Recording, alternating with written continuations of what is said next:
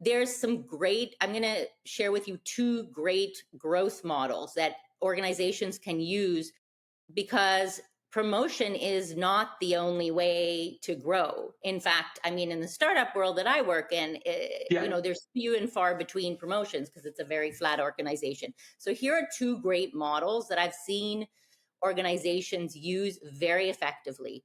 The one is, and I think it was originated from Google, is like building growth within your role. So they're both called 70-20-10. So Google said that, 70% of your job is defined. 20% of your job can be cross-functional projects that you can, learn new functions, meet peers from other functions, and just upskill on different things that you're interested in. And those cross-functional projects can be are best when they're transparent to everyone in the organization. They become part of your internal marketplace, something that you can look at to stretch.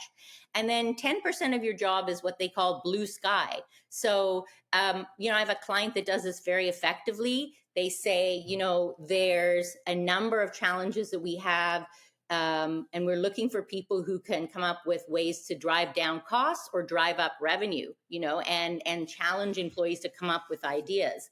So that's one model where, if you have it, people are stretching all the time. You're basically baking in time for people to grow, which is what they want. And the second one, the 70-20-10, also is a learning model that says, hey, traditional learning, the podcast, the e-learning, the going to a course, that's really a small part of the way we learn. Actually, I'd say podcasting, even though it's more traditional, it's expanding way we learn. But traditional learning, I'm talking about really going to courses and things like that.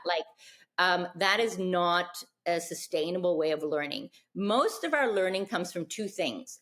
20% comes from social learning. And I think this one is a really big bucket. I mean, I even learned so many things from LinkedIn, from communities of practice, from peer-to-peer roundtables. But you can, 20% can be at work. I'm learning from someone, say in sales, because I have an interest in sales, and I go along with them to talk to a client, or I watch them, closing a renewal, and I'm learning from them, I'm assimilating. So social learning is a huge way we can learn. And then of course, 70% is learning through doing, right? And so even within your role, like I said, there can be cross-functional projects, there can be opportunities to create new ideas in the business, that blue sky project I talked about. But what about asking your manager to say, hey, what can I take on that you're doing today? Can I start attending meetings you are, because I'm interested in that project? Or can I present something on your behalf? Like, how can you make your manager love you and be successful, but also upskill? How can you be a mentor or train other people? These are all ways within your job that you can be stretching every day. And so just, as an employee, I always say, don't ask, don't get, right? Employees are Yeah. always surprised. And when I coach people, they're always surprised that when they ask their manager how supportive their actual manager is, because they don't ask. They just sit there and kind of say, I don't have control over my job. But we have so much control over our job and our work life and even our career path. If we define it or come up with a proposal. In my career, I've pushed my career forward by not thinking that I can't control things, right? Like I've negotiated a job share agreement where this company said, we don't do that. So I was like, well, let's try it for 6 months and see.